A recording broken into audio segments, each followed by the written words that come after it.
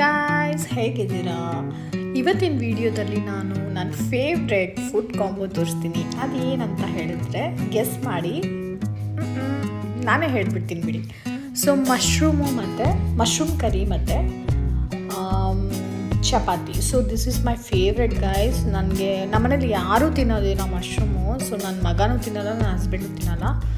So but ನನಗಂದರೆ ತುಂಬ ಇಷ್ಟ. ಅದಕ್ಕೋಸ್ಕರ ನಾನು ಎವ್ರಿ ವೀಕೆಂಡು ನಾನು ಮಶ್ರೂಮ್ ತೊಗೊಂಬಂದು ನಾನು ಮಶ್ರೂಮ್ ಕರಿ ಮಾಡ್ಕೊಂಡು ಚಪಾತಿ ತಿಂತೀನಿ. ಸೊ ಇದಕ್ಕೆ ಏನೇನು ಹಾಕ್ತಾಯಿದ್ದೀನಿ ಇಂಗ್ರೀಡಿಯೆಂಟ್ಸು ಮತ್ತು ರೆಸಿಪಿ ನಾನು ತೋರಿಸ್ತಾ ಇದ್ದೀನಿ ವಿಡಿಯೋದಲ್ಲಿ. ಸೊ ಫಸ್ಟು ನೀವು ಗಾರ್ಲಿಕ್ನ ಚೆನ್ನಾಗಿ ಜಜ್ಕೊಬೇಕು. ಸೊ ನಾನು ಗಾರ್ಲಿಕ್ ಇನ್ಸ್ಟೆಂಟ್ ಪೇಸ್ಟ್ ಎಲ್ಲ ತೊಗೊಂಬರಲ್ಲ. ನನಗೆ ಆ್ಯಕ್ಚುಲಿ ಮನೇಲೇ ಮಾಡಿಕೊಂಡು, ಅಂದರೆ ಗಾರ್ಲಿಕ್ ತೊಗೊಂಬಂದ್ಬಿಟ್ಟು ಅದನ್ನು ಚೆನ್ನಾಗಿ ಜಜ್ಜಿಬಿಟ್ಟು ನಾನು ಪೇಸ್ಟ್ ಮಾಡ್ಕೊತೀನಿ.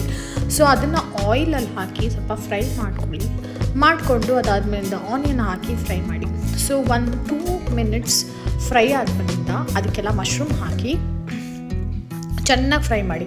ಅದು ಹೆಂಗೆ ಅಂದರೆ ನೀರು ಬಿಟ್ಕೊಳಕ್ಕೆ ಸ್ಟಾರ್ಟ್ ಮಾಡುತ್ತೆ. ಯಾವಾಗ ನೀರು ಬಿಡೋಕ್ಕೆ ಸ್ಟಾರ್ಟ್ ಆಗುತ್ತಲ್ವ ಆವಾಗ ನೀವು ಟೊಮೆಟೊ ಹಾಕಿ ಸೊ ಫ್ರೈ ಮಾಡಾದಮೇಲೆ ಅದು ಯಾವ ಥರ ಫ್ರೈ ಮಾಡಬೇಕು ಅಂದರೆ ಫುಲ್ಲು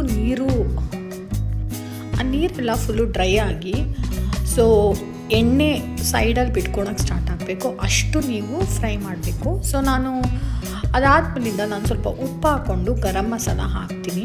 ಸೊ ಗರಂ ಮಸಾಲ ಎಲ್ಲ ಹಾಕಿ ಆಮೇಲೆ ಇನ್ನು ನೀವು ಅಡಿಷ್ನಲ್ ಎಕ್ಸ್ಟ್ರಾ ಏನಾದರೂ ಬೇಕಂತ ಹೇಳಿದ್ರೆ ವಾಂಗಿಬಾತ್ ಮಸಾಲ ಇದ್ದರೆ ವಾಂಗಿಬಾತ್ ಮಸಾಲ ಹಾಕ್ಬೋದು. ನನ್ನ ಹತ್ರ ಯಾವುದೂ ಇರಲಿಲ್ಲ ಮಸಾಲ, ಅದಕ್ಕೋಸ್ಕರ ನಾನು ಸಾಂಬಾರು ಪೌಡ್ರ್ ಹಾಕಿದೆ.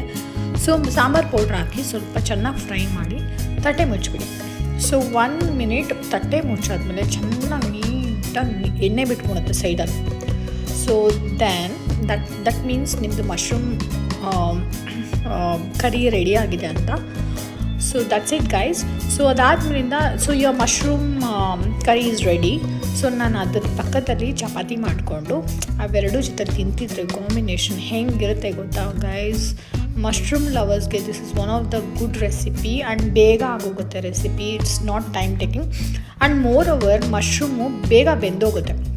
So that is one of the advantage. And ಹೆಂಗಿರುತ್ತೆ ಅಂದರೆ ಟೇಸ್ಟು ವಾವ್.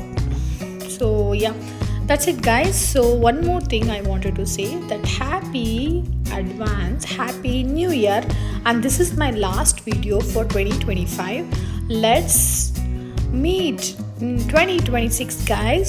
So ಎಲ್ಲರಿಗೂ ಹ್ಯಾಪಿ ನ್ಯೂ ಇಯರ್. ಎಲ್ಲರಿಗೂ ಈ ವರ್ಷ ಚೆನ್ನಾಗಿರಲಿ ಅಂತ ಹೇಳಿ ಸೊ ಫುಲ್ಲು ಖುಷಿಯಾಗಿರಿ.